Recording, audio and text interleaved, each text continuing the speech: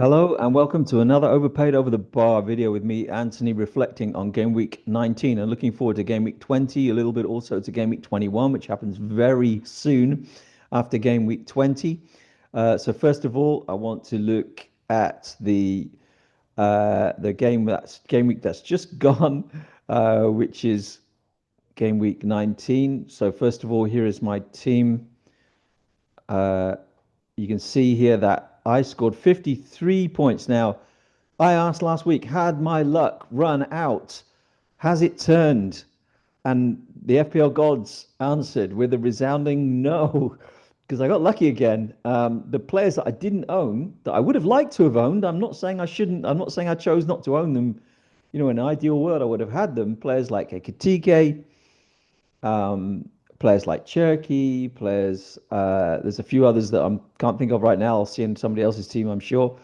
But my lower owned players, my midfielders, Enzo Fernandez and Bruno Guimaraes, they were they returned. And as I've said with midfielders, you can get extra points in midfielders that you don't always get with strikers. So they both scored a goal, but they ended up with 9 and 10 respectively, which very much boosted my rank. And I ended up with 43, went from 80 to 43k back in the top 50k. I can't believe it because I really didn't fancy my chances this game week.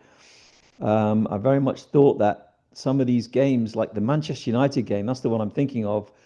Um, Cunha in that game could have really hurt me, but he didn't. He blanked, and a lot of people went for him. Some people even captained him, although captaining Haaland was no better, of course. And the other one was people who have both David Raya and Michael Keane and Declan Rice. David Raya blanked. My Arsenal defender Timber came off before they conceded, so he got 9 points with the assist as well. And Declan Rice is injured, or at least may be injured again. We don't know how long for, but he was injured for the game that's just gone. So having Saka instead, although one assist is not much, it's a lot better than nothing. So it was just plenty of luck, and that's what you really need to get among the top players in FPL. I think always, up in the highest points. So I'm just very happy that my luck has continued this week. Let's have a look at the overpaid league. Now, nobody really did spectacularly well this week. The highest scorer in the whole league was Gary Wilkins, an 18th, and Tomohiro Nakayama in Tokyo with 55 points. They both scored 55, a couple of points more than I scored. Otherwise, nothing to write home about. Nobody really uh, benefited from the combination of results and performances that we saw in this game week. So let's go straight to the fixtures. Now, let's not just look at game week 20, but 21 as well. So, first of all, game week 20, Manchester City are playing Chelsea. So, if you've got Manchester City assets, you might be tempted to uh, downgrade them, I mean, Foden's the one that people are looking at in particular to either downgrade to Cherky or to get rid for a better value, let's say midfield player. Remember that Foden is good value. This is a bit confusing with Cherky and other players that you may be thinking, okay, Foden, I can get a better option for less money, but Foden is 8.5 or whatever. I mean, he was eight, I think he was 8.0 at one point. So although it seems a good idea to get rid of Foden, I'm not going to do that, at least not for a week or two, because I just believe that he is more likely to start than some of the other City options. And I don't see other midfield players that I really, really want at the moment. I think when Bruno Fernandes comes back, I'll definitely try and get him back, get him in. I say get him back in. I only had him for a week before he got injured. Although I did have him at the start of the season as well for a few weeks until I wildcarded. So I'm not looking to sell him. Chelsea have sacked Enzo Maresca, which is not entirely surprising given the obvious discord between him and the hierarchy at Chelsea that was building up to this week. However, it throws a doubt over Chelsea in terms of their upcoming fixtures because their fixture list is absolutely superb. Let's just have a quick look. I've done this before. You've seen before that Chelsea's fixtures are good in late January and especially February. Uh, so fixtures for Chelsea after this Manchester City game: Fulham away, Brentford at home, Palace away, West Ham at home, Wolves away, Leeds at home, Burnley at home.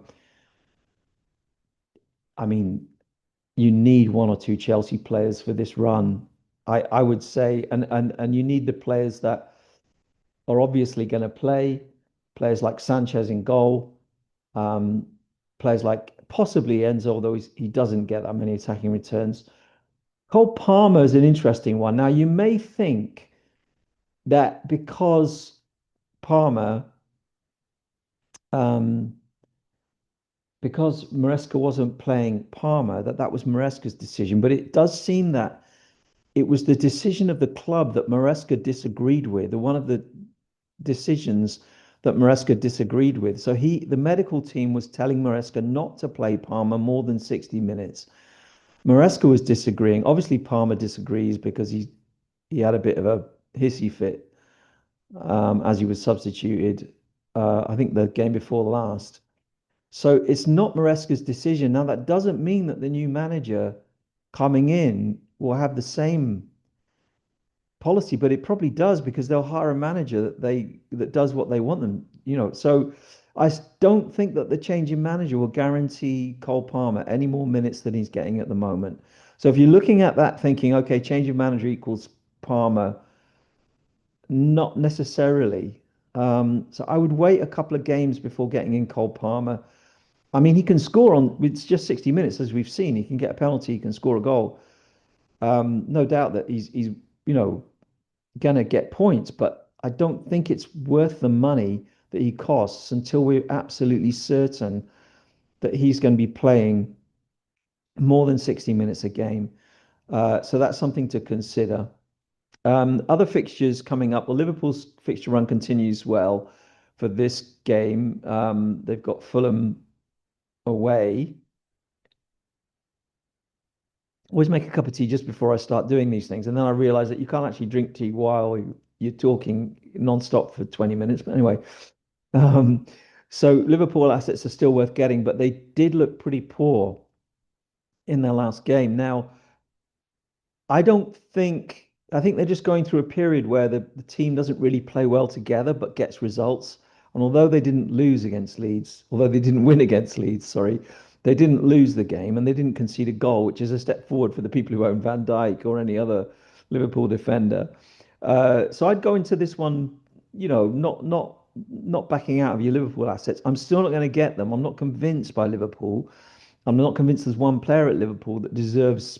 I think Szoboszlai is the best bet. That's my honest feeling. I think while Salah's away, Szoboszlai's on penalties, we think, and I think he really is the best bet to get. Although I did say Gravenberch also a couple of weeks ago, and I think that holds for this game. Um, Manchester United are at Leeds. Now, Leeds are looking pretty strong now, especially defensively. Manchester United assets looked appealing for this fixture among the other good fixtures they've had. I really don't know how that's going to go. Um, Arsenal at Bournemouth. Now, there's one that we think we know it's going to go because Bournemouth seem to be falling apart a bit and they seem to be losing Semenyo. Iraola did say that Semenyo will play in this game. Although I don't think it's really his decision whether Semenyo gets transferred on January the 1st or January the 5th or if he gets transferred at all. It's not Iraola's decision. So I think he's being a bit provocative with that statement. I don't think Semenyo is guaranteed to play in this game at all on Saturday, sorry, but it's already Friday, so the chances are very good he will play in that.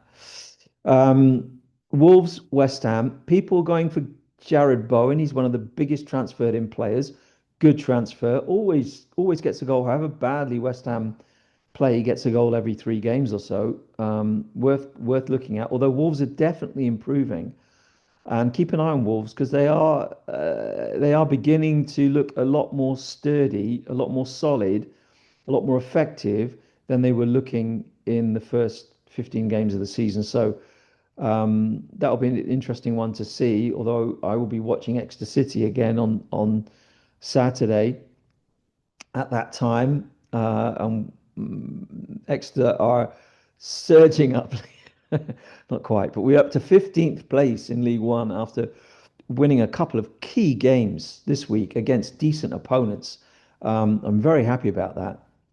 Um, by the way, Manchester City's performance against Sunderland was not at their best at all, and they drew that game 0-0. And I'm just wondering if they were too busy thinking about that difficult tie against us in the third round of the FA Cup, and that's why they didn't beat Sunderland because the players' minds must have been on, you know, can we get past Exeter in the third round of the FA Cup? So, that could be an explanation. Don't rule it out. Okay. You get all the expert analysis from me. Okay. Aston Villa, Nottingham Forest is the 12:30 game. That's a great game to watch. Not quite a local derby in the Midlands. There's a bit of distance between them, but obviously you know, they're not best friends either. Sorry, a bit of tea there. I'm drinking Tetley's black tea with soy milk, just in case you're wondering. Um, I mean, in Portugal, you don't get a huge selection of black teas in the supermarket.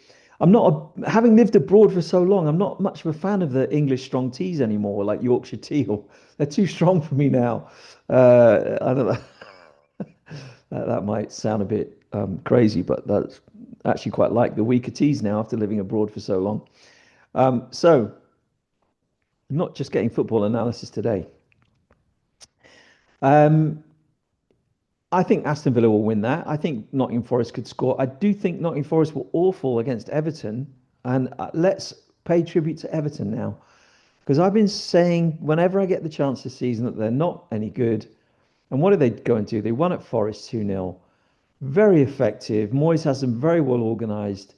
They're playing Brentford at home. And their defensive assets have been brilliant this season. I had Tarkovsky in the first 6 weeks of the season, I think. Um, and he was great for me then. I took him out and he did dip a bit, but in the last 4 or 5 weeks, he's come back really strongly. So has Michael Keane, but Michael Keane is now out injured. So Tarkovsky, if you're going to get an Everton defender in, he's not cheap, but he's certainly scoring high and he will continue to score. If Everton keep clean sheets, Tarkovsky's often guaranteed to get either a bonus point or defensive contributions, or sometimes both. So, I mean, I think people avoided him earlier on in the season because he was 5.5. That's how he started the season. But really, he's kind of worth that. And I'm going to stop saying Everton are going to lose games. I'm going to say they're going to win this one. I would love it if Thiago scores there because I'm going to hold on to Thiago up front. But I mean, Brentford didn't look great uh, against who did they play? They drew 0-0 yesterday. I can't remember. They drew yesterday and they didn't look great. Um, yeah, the games are flying by. The quality of football in the second day and on the Thursday yesterday was absolutely horrible. I mean, I watched those games, and normally I can sit through most football and find something to be interested by, and really those games were awful. The earlier games and the later ones, and I think this is what we get when you get these quick turnaround of fixtures. Teams playing a lot of games. A lot of players are kind of sleepwalking through games a bit, where they're just doing their job and not really doing much else. So I hope the weekend fixtures show something a bit more interesting than that. To be fair, the Arsenal performance against Aston Villa was super, and it really does point to Arsenal being the team, as we said earlier season, with more players and therefore more ability to come good when they need to come good. Remember that Arsenal have two fixtures left in the Champions League group stage, but they only need a couple of points to go through to the next stage, and they don't need to finish top or anything. So they have definitely got a better ride than the other Champions League teams going through the next 4 weeks. They are in the semi-finals of the League Cup, but apart from that, I don't really see them being stretched as far as, say, Manchester City or Newcastle will be in the next few weeks. So that is, oh, Brighton are playing home to Burnley, so you might want to look at Brighton players. Minte seems a bit unreliable at the minute, given he goes off early and gets possibly an injury, but um, he also has the most touches in the opponent's box all season. So Minte has more. Whether this means anything to you or not, I don't know if it means anything to me. But Minte has more touches in the opponent's box than any penalty box than any other player in the Premier League. It's amazing. I think it might be apart from Haaland. I think it is. I think it's even more than Haaland. But anyway, Haaland doesn't get that many touches. He scores from most of them. So I still have two Newcastle players against Crystal Palace, and I'm happy about that. Although Palace did score yesterday, they drew in the end, but they scored, and they didn't play badly. Uh, but I would think going to Newcastle 2 days, 3 days later against well Newcastle again have had an extra day's rest, an extra 2 days rest actually. I mean you'd fancy Newcastle to turn over Palace on Sunday. Excuse me, another tea break there. So looking at I said we're going to look at the Game Week 21 fixtures as well. Remember that Arsenal playing Liverpool in this game week, which is a huge game on Thursday. It's a week, almost a week today, like a week yesterday. So in the midweek next week, the games start on Tuesday, loads of games on Wednesday, and then a game on Thursday. In this game week, Everton have Wolves, which underlines the need for an Everton defender. Um, Manchester United are at Burnley, so again, your Manchester United assets will surely come in useful there. Although they did, I think they conceded 2 goals at home to Burnley. I think they won 3-2 at home to Burnley, which was hardly emphatic. And then Newcastle again have got Leeds at home, but Leeds looking better all the time defensively. So that maybe is not the gimme fixture we might have assumed a few weeks ago. Um, Apart from that, not so much. Let's have a look at my team right now. You will see that I have gone for Gabriel. Now, if you haven't transferred in Gabriel, you might want to find a way of doing that. Luckily, I mean, I could say I planned for it, but luckily, I had Hincapié and enough money to go directly to Gabriel from Hincapié. So I'm not taking a hit to get in Gabriel. I don't expect him to keep a clean sheet and score a goal every game like he did in the last game. And at Bournemouth, they might concede, and maybe he's no better than Hincapié is for that fixture. But he's Gabriel, and everyone's buying him, so I want to buy him before his price goes up too much. And in fact, in the end, I bought him at 6.4 and I sold him at 6.3 before when he got injured, and I bought him at 6.0 at the start of the season, right on the first day of the season. I had him. So in the end, I've paid 6.1 for him this season in total. If you do the maths there, so I've now got him back. Quite happy about that. Quite happy with Timber as well, and Saka. For the moment, I'm still happy with Saka. I may eventually get rid of Saka, but he's returning. He's not exploding. He's not hauling. But you never know with Saka. One game and he'll get a penalty. I do think he might take a penalty.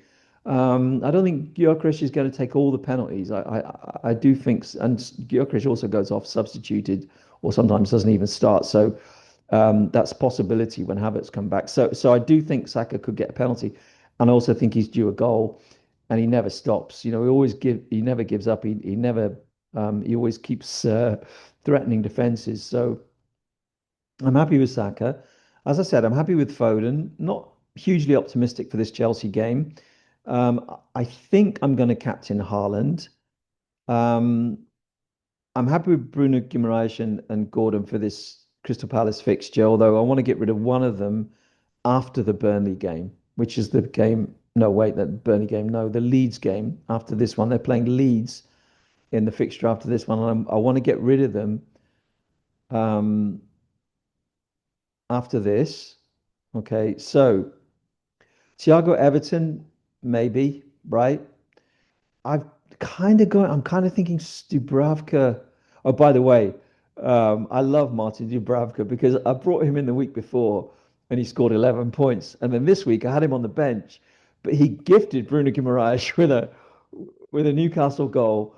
Um, a terrible mistake, and I'm not sure Bruno Guimaraes would have got any points otherwise. So he's definitely he would have been on my Christmas list if it hadn't already happened.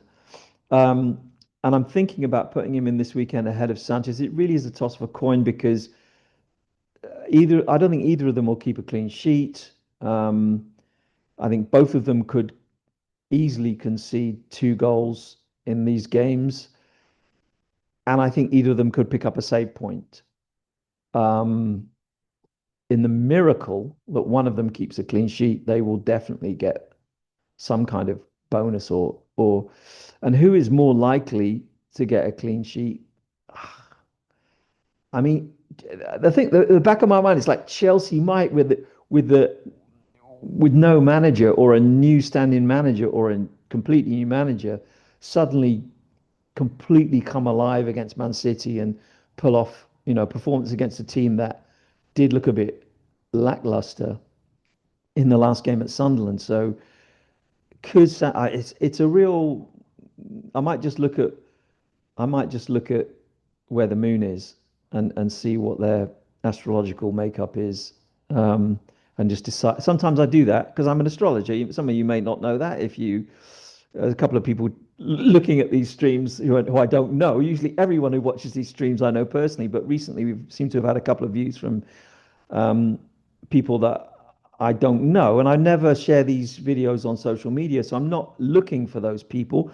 But if you're here, welcome. Thank you for joining. Please give the stream a like. And you may not know, but I'm an astrologer, so I do use astrology in my not in central to what I do, although it is the reason why I went for Haaland this season at the start instead of Salah. One day I'll explain that, but it's not the only reason why I went for Haaland instead of Salah at the beginning of the season. But it is one of the reasons. And so sometimes when I'm left with a sort of 50-50, I use astrology to help me make the decision. Having revealed my interest in astrology and how it influenced me, I'll now be mocked by people who hate astrology, as lots of people do, and then my rank will start tumbling and plummeting, and people will laugh at me. That's why I don't make a big deal about it usually. Uh, because there's lots of haters out there for astrology. I don't know if you noticed, but if you're in astrology, you notice that a lot. So, uh, right. Mm, I'm going to say that is everything for today. I can't think of anything else. I did try and set up, I made a bad job of trying to set up a video for today because I went for two different people and then I got confused which one was coming on and then it wasn't, and then we couldn't get it sorted out. So there may be an interview on Monday being recorded to be put out on Monday. Let's hope we do that. So if you've got this far, thank you for staying through the ramble and good luck for the forthcoming game week. I hope your team, unless it's Plymouth Argyle, I hope your team wins on the field, and I hope your fantasy team does well too. All the best. Happy New Year. I hope 2026 is a great one for you. Most sincerely. Take care. Bye bye.